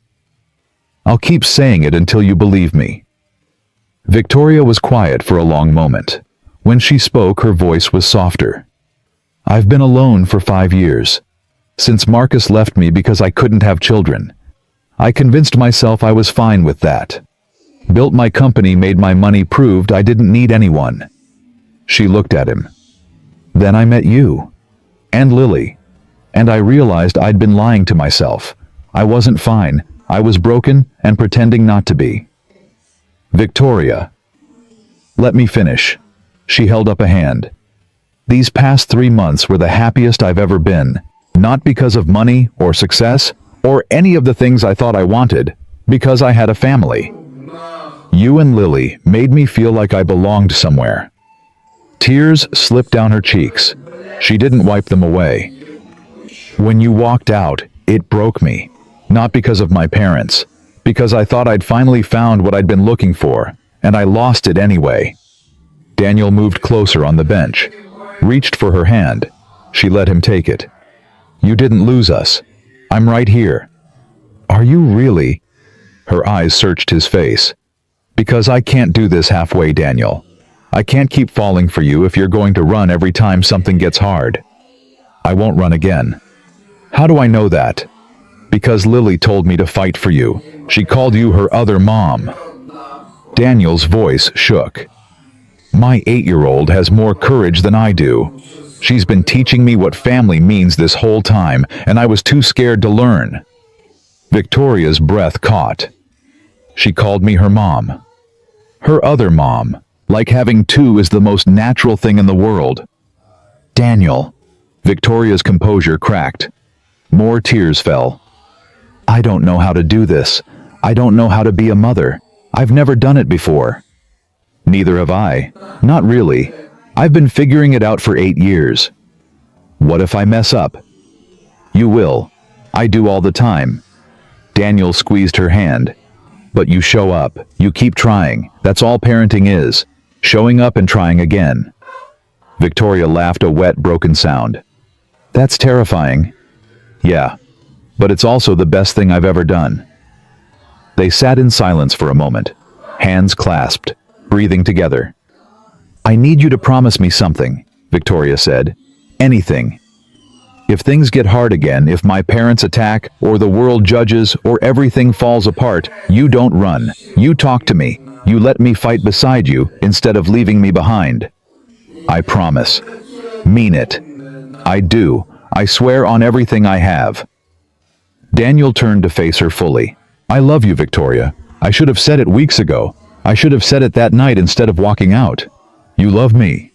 Yes, and not just because of what you do for Lily, because of who you are. Brilliant and kind and terrible at skating. Patient when you don't have to be. Present in ways I forgot people could be. Victoria pulled her hand free. For a horrible moment, Daniel thought he'd lost her. Then she threw her arms around him, holding on like he was the only solid thing in a drowning world. I love you too, she whispered against his shoulder. I've loved you since you showed me that picture of Lily and talked about her like she was the center of the universe. Daniel held her back, felt her shake with sobs that were finally releasing weeks of pain, let his own tears fall into her hair. Come home, he said, to us, where you belong. Promise you won't leave again. I promise, never again. They stayed on that bench until the sun started to set, talking about everything that had happened, the dinner, the aftermath, the silence that had hurt them both. Then Victoria's phone rang. She looked at the screen. Her expression changed. My mother. Don't answer. I have to. If I don't, she'll keep calling. Victoria took a breath, answered. What do you want, mother? Daniel could hear Margaret's voice tinny through the phone, but couldn't make out words. Victoria's face went through several emotions. Shock. Disbelief. Something that might have been hope. Fine, Saturday, neutral ground. She glanced at Daniel. And I'm bringing them. That's non-negotiable. More tinny words. Then don't bother coming. Victoria's voice turned to steel. You want to see me? You meet my family, all of them, or we're done forever. She hung up without waiting for a response. What was that? Daniel asked. My parents want to try again. Victoria's expression was guarded. They claim they want to apologize. Properly. Do you believe them? No. But I also can't ignore them forever. She looked at him. Would you be willing to give them one more chance? Every instinct screamed no. These were the people who'd made Lily cry, who'd called her a burden, who'd looked at Daniel like he was dirt on their expensive floors. But Victoria had chosen him over them, had walked away from everything she knew because they'd hurt him and Lily. He owed her at least this much. One chance, Daniel said. But the moment they say anything cruel, we leave. Agreed. And Lily has to decide if she wants to go. Of course. They drove to Daniel's house together. Victoria's Tesla following his Honda through streets that had become familiar over the past 3 months. Lily was waiting at the door when they arrived. She'd changed into her yellow coat, the one Victoria had complimented on their first meeting. You came back. She launched herself at Victoria with enough force to nearly knock her over. Victoria caught her held tight, buried her face in Lily's hair. I came back. I'm not going anywhere. Promise. I promise. Lily pulled back, examining Victoria's face with 8-year-old intensity. Your eyes are red. Were you crying? A little. Because Daddy was stupid. Victoria laughed. Something like that. He apologized, right? Many times. Good. Lily grabbed both their hands, dragged them toward the house. Come on, I made you a drawing. It has 3 people in it again. They went inside together. A family reunited. But Daniel knew this was just the beginning. Victoria's parents were waiting. Their judgment, their expectations, their world that would never fully accept him or Lily. Saturday would be the real test. And this time Daniel swore to himself he wouldn't run. He'd stand and fight. For Victoria, for Lily, for the family they were building. No matter what. Saturday arrived with the weight of everything riding on it. Daniel woke before dawn, unable to sleep. He lay in bed, staring at the ceiling, running through every possible scenario. The Sterlings apologizing sincerely. The Sterlings using the meeting to attack again. Victoria caught in the middle. Lily hurt worse than before. He'd promised not to run, but promises were easy in the moment. Keeping them when everything fell apart was something else entirely. At 7, Lily appeared in his doorway. Yellow pajamas with stars on them. Hair tangled from sleep. Eyes already worried. Is today the day? Yeah, sweetheart. Today's the day. Are you scared? A little. Lily climbed onto his bed, curled against his side like she used to when she was smaller. Me too, she admitted. Those people were really mean last time. They were. That's why I need to ask you something important. Daniel sat up, pulling her with him. You don't have to go today. If you want to stay home with Grandma, that's completely okay. Nobody will be upset. Lily considered this with her usual seriousness. Will Victoria be there? Yes. Will you be there? Yes. Then I'm going. Lily's chin lifted. We're a family. We stick together. Daniel's throat tightened. When did you get so brave? I learned it from you. I'm not brave, Lily. I ran away last time. But you came back.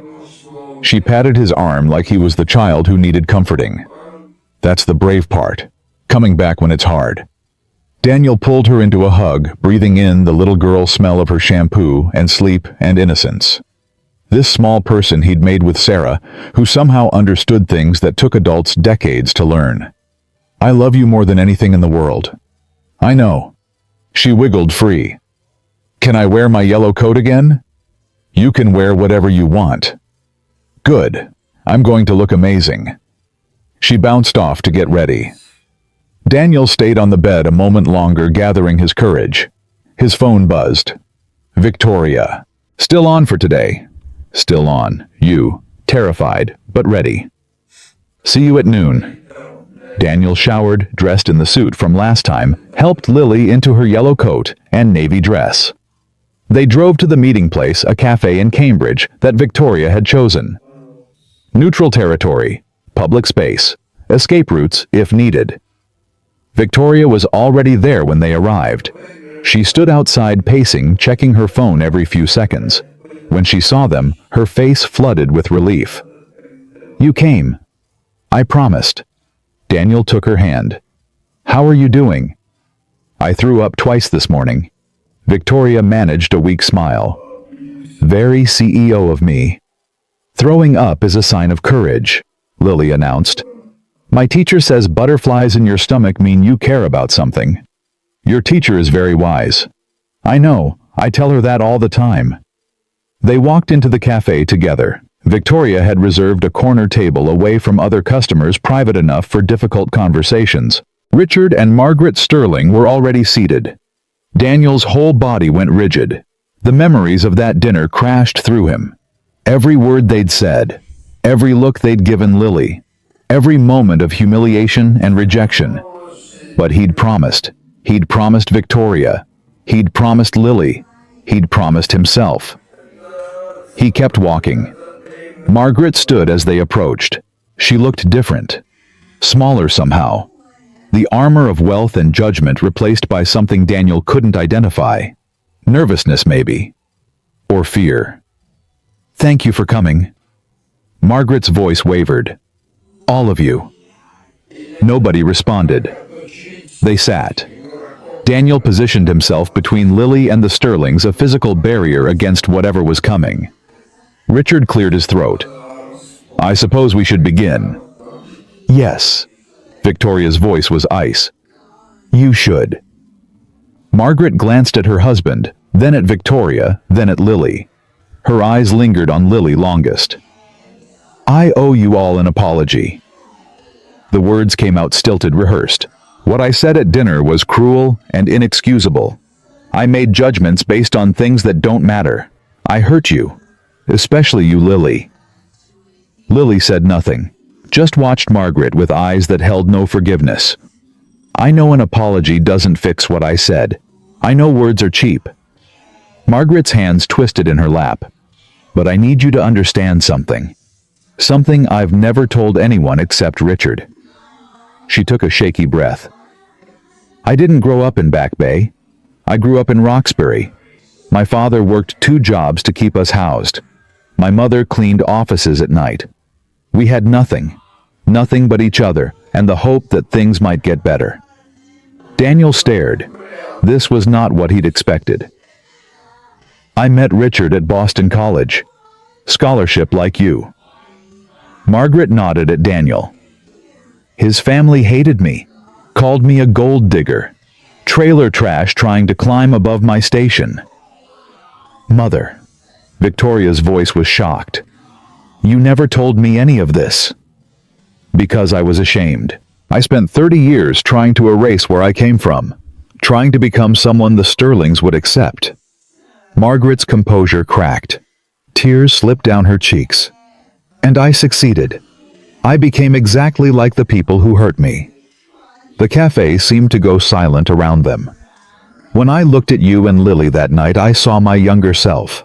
I saw everything I'd run from, and instead of compassion, I felt fear. Margaret's voice broke. Fear that Victoria was making the same mistake I did. marrying below her station, giving up everything for someone who couldn't provide what she deserved. "I don't want your money," Daniel said quietly. "I never did. I know that now. I knew it then, if I'm being honest." Margaret wiped her eyes. But admitting that meant admitting I'd been wrong about everything. That the values I'd adopted were poison. That I'd become the monster I once feared. Richard spoke for the first time. "I was no better. Worse, probably. I grew up with money. I never learned to see past it." "Then why now?" Victoria's voice was hard. "Why apologize now after 2 weeks of silence?" "Because I lost you." Margaret looked at her daughter with devastation written across her face. "Because when you walked out that night and didn't come back, I realized I'd sacrificed the only thing that actually matters." "Which is what?" "Family. Real family." Margaret turned to Lily. "I am so sorry, sweetheart. I said terrible things about you, about your father. None of them were true." Lily hadn't moved throughout the conversation, hadn't reacted. Now she spoke, her voice small but steady. "You made me feel like I was bad. Like I made Daddy not good enough. I know. That was wrong. You're not bad. You're wonderful." Margaret's voice shook. "Your father is one of the bravest men I've ever met. Raising you alone. Working hard. Never giving up. That takes more strength than anything I've ever done." "Then why did you say those things?" The question hung in the air. Simple. Devastating. The logic of a child cutting through adult excuses. "Because I was scared and small," Margaret admitted. "Because seeing your father reminded me of who I used to be, and I hated that part of myself." Lily considered this for a long moment. Then she looked at Daniel. "Daddy says everybody makes mistakes. The important thing is fixing them." "He's right." Margaret leaned forward. "I want to fix this.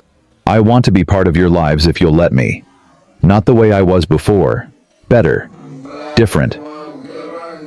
How do we know you won't be mean again?" "You don't." The honesty was startling. "But I can promise to try. Every day. And if I slip, if I say something hurtful, you can tell me. Call me out. Hold me accountable." Lily looked at Victoria. "Do you believe her?" Victoria's expression was unreadable. "I don't know yet. But I want to." "Do you believe her, Daddy?" Daniel had been silent through most of this. Processing. Trying to reconcile the woman who'd destroyed Lily's confidence with the woman now crying in a Cambridge cafe. "I believe people can change," he said finally. "But change takes time. And trust has to be earned." Margaret nodded. "I understand. I'm not asking for immediate forgiveness. I'm asking for a chance to prove I can be better." Richard spoke up. "We both are. Whatever it takes. However long it takes." The table fell silent. Everyone waiting for someone to make the first move. Lily did. She stood, walked around the table to where Margaret sat. For a horrible moment, Daniel thought she might say something, cutting something final. Instead, she extended her hand. "I'm Lily. I like piano and drawing and yellow things. I have good manners, and I'm very wise for my age." Margaret stared at the small hand, then at the small face offering something like a second chance. "Hello, Lily." Margaret shook her hand carefully like it was made of glass. "I'm Margaret. I like gardening and reading, and I'm very bad at saying sorry. But I'm trying to learn." "Learning is good. My teacher says it's never too late to learn new things." "Your teacher sounds wonderful." "She is. Maybe you could meet her sometime." The tension in Daniel's chest loosened fractionally. His daughter, his brave, impossible daughter, was building a bridge he hadn't known how to construct. "I'd like that very much," Margaret said. They ordered coffee. Tea for Lily, with extra sugar that Daniel usually wouldn't allow, but today felt appropriate. The conversation shifted, still careful, still testing boundaries, but no longer hostile. Richard asked about Daniel's work. Genuine questions this time, not attacks, disguised as curiosity. Daniel explained forensic accounting in terms that made Richard nod thoughtfully. That's important work. Catching people who steal from their own companies. Someone has to do it. I know a few CEOs who could use your services. A pause. If you're interested. Paid consultations. Your standard rate. Daniel recognized the olive branch for what it was. I might be interested. Margaret asked about Lily's piano. What pieces she was learning. How long she'd been playing. Whether she'd considered competitions. I'd just like to play, Lily said. Competitions sound stressful. They can be, but they can also be rewarding. Margaret hesitated. I played piano when I was young, before I got too busy pretending to be someone I wasn't. Maybe you could play again. Daddy says it's never too late to start over. Margaret's eyes glistened. Maybe I could. 2 hours passed without anyone noticing. The cafe filled and emptied around them. Eventually, Victoria looked at her phone and announced they should probably let the staff have their table back. They stood to leave. Awkward hugs that weren't quite natural yet, but weren't forced either. Margaret crouched down to Lily's level. Would you like to come visit us sometime? I have a garden. It's mostly dead because it's winter, but in spring it's full of flowers, all different colors. Lily looked at Daniel. He nodded.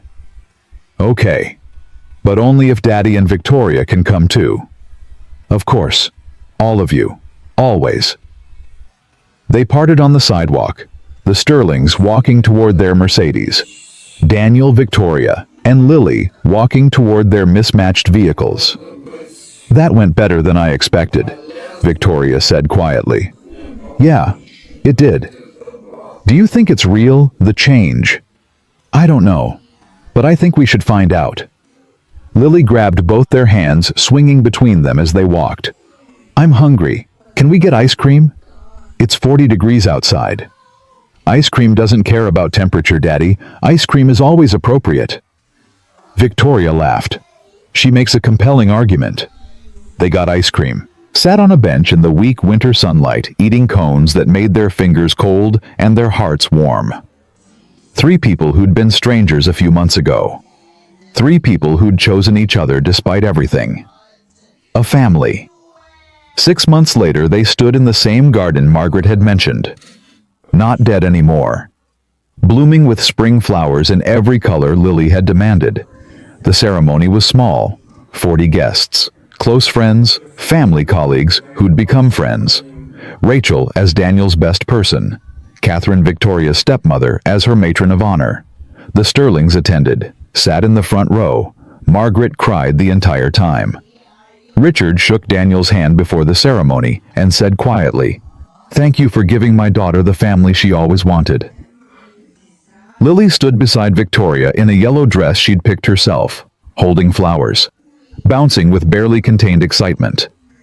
The vows were traditional until Victoria turned to Lily. "Lily, I promise to be the best mom I can be, to support your dreams, encourage your art, be there whenever you need me. You taught me what family really means. I'm grateful every day that you let me be part of yours." Lily hugged her fiercely yellow dress, crinkling. "I promise to be a good daughter and to keep teaching you to draw."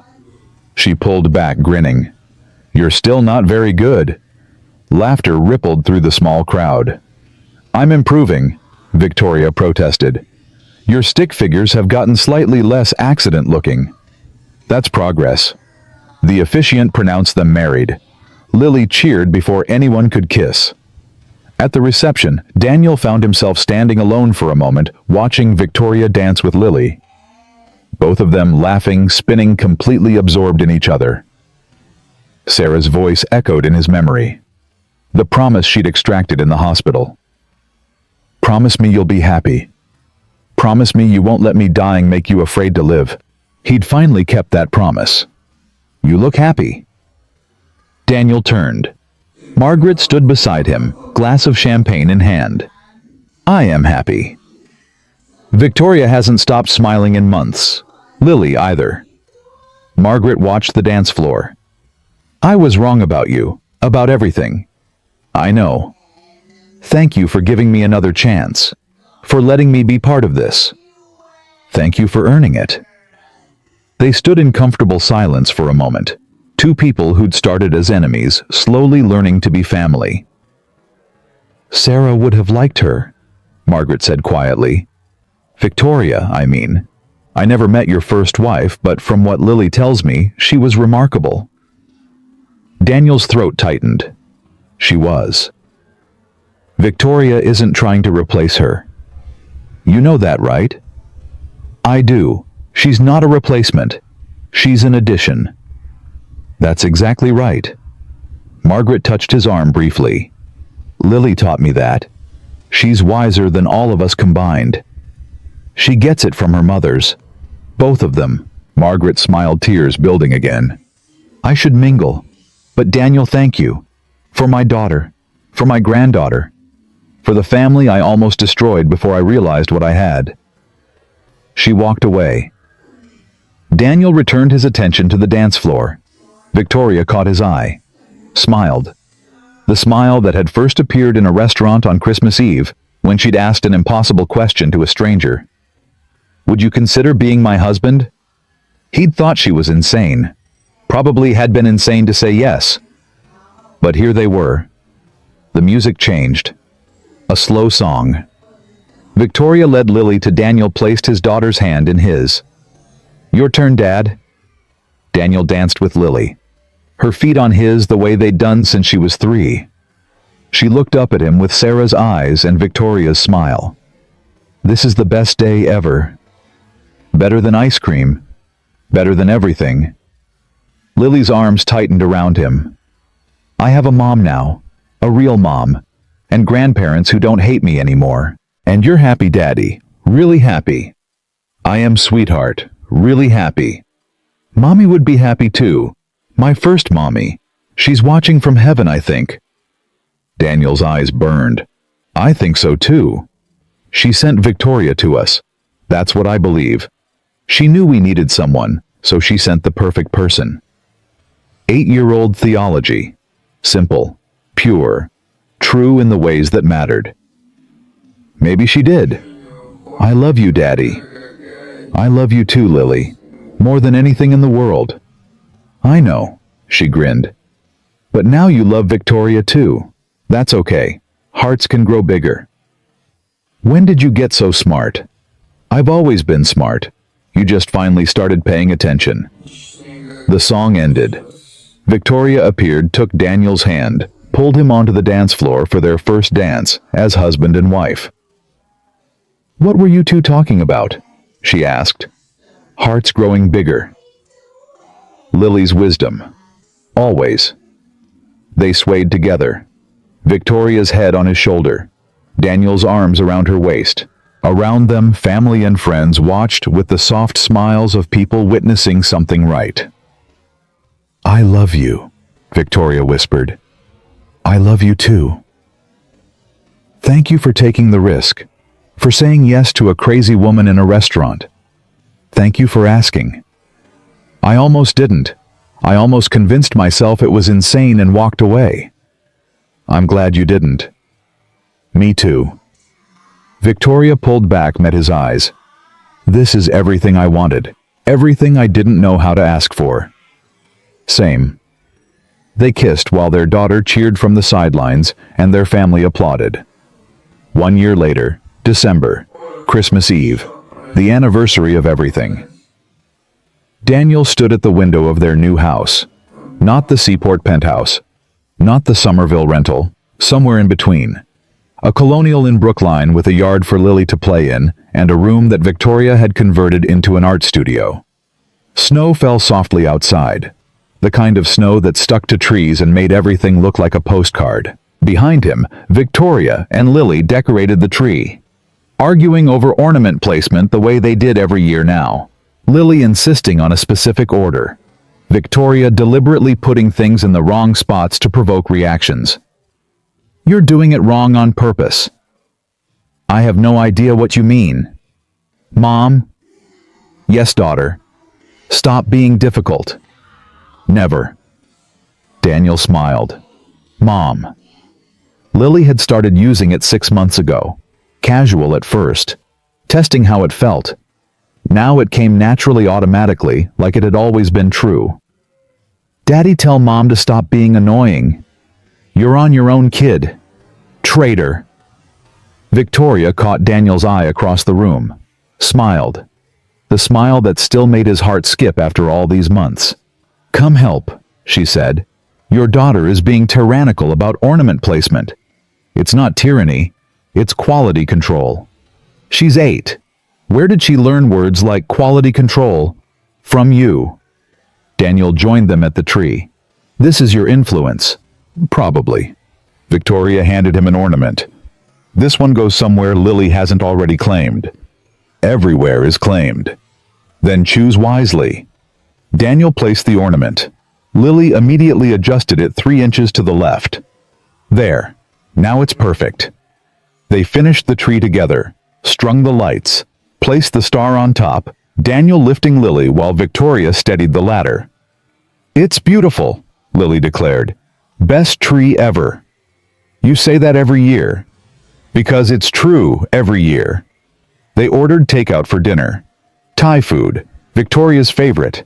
Ate it on the floor in front of the tree because Lily insisted eating at the table on Christmas Eve was against the rules. Whose rules? Daniel asked. The Christmas rules. Everyone knows them. I don't know them. That's because you're old, Daddy. Old people forget the important things. I'm 45. Exactly. Ancient. Victoria laughed until she choked on a spring roll. After dinner, Lily went to bed with minimal resistance. Too excited about Christmas morning to fight. Daniel and Victoria tucked her in together, kissed her forehead from both sides. Good night, sweetheart. Good night, Daddy. Good night, Mom. Lily yawned. Best Christmas Eve ever. You say that every year. Because it's true every year. They retreated to the living room, sat on the couch facing the tree. Victoria curled against Daniel's side, his arm around her shoulders. 1 year, she said quietly. 1 year. Do you remember what you were thinking when I first asked you? That you were completely insane? Fair. That it was the worst idea I'd ever heard. Also fair. That there was no way it could possibly work. And now, Daniel turned to look at her. This woman who'd walked into his life with an impossible proposal. Who'd loved his daughter like her own. Who'd stood up to her parents, rebuilt relationships, created a family from broken pieces. Now I think it was the best decision I ever made. Victoria kissed him. Soft, slow. The kiss of two people who had time, who had each other, who had everything they needed. I love you, she whispered. I love you too. Thank you for saying yes. Thank you for asking. They sat together in the glow of Christmas lights, listening to the silence of their sleeping daughter, their warm house, their improbable life. Outside, snow continued to fall. Inside, a family rested. Not perfect. Not without challenges. Victoria's parents still had moments of thoughtlessness. Daniel still sometimes retreated behind walls when things got hard. Lily still asked about Sarah, still grieved a mother she barely remembered. But they faced it together, always together. That was what family meant. Not the absence of problems, the presence of people who stayed. Daniel looked at Victoria. Victoria looked back. Next year, she said, we should do something special for our anniversary. What did you have in mind? I don't know yet, but I have 12 months to plan. You're a CEO. You plan everything. Exactly. Victoria smiled. And I've got very good instincts. Is that what you call proposing to strangers in restaurants? I call it identifying opportunity. And me. Best investment I ever made. Daniel pulled her closer, felt her heartbeat against his chest, watched the Christmas lights reflect in her eyes. 1 year ago, he'd been sitting alone in a restaurant, watching another woman walk away because he had a daughter, convinced he'd never find what he was looking for. certain that love and family were things that happened to other people. Then, Victoria had asked an impossible question, and everything had changed. Some people waited their whole lives for a second chance. Some people never got one. Daniel had gotten his on a Christmas Eve from a stranger who saw something worth fighting for. He was never going to stop being grateful. Merry Christmas, Victoria. Merry Christmas, Daniel. They fell asleep on the couch, tangled together, the tree glowing above them. In the morning, Lily would wake them by jumping on their sleeping forms. They'd open presents and make pancakes and call the grandparents and do all the ordinary things that families did. But for now, in the quiet of Christmas Eve, two people who'd found each other against all odds simply held on. Because that was what love was, not a fairy tale, not perfect, not without struggle, just two people choosing each other over and over again, no matter what came. Daniel had spent 6 years afraid to try again, afraid of loss, afraid of failure, afraid of everything. Victoria had given him the courage to hope. Lily had given him the reason to fight. Together they'd built something that couldn't be measured in money or status or any of the things the world said mattered. They'd built a family, and that was worth everything.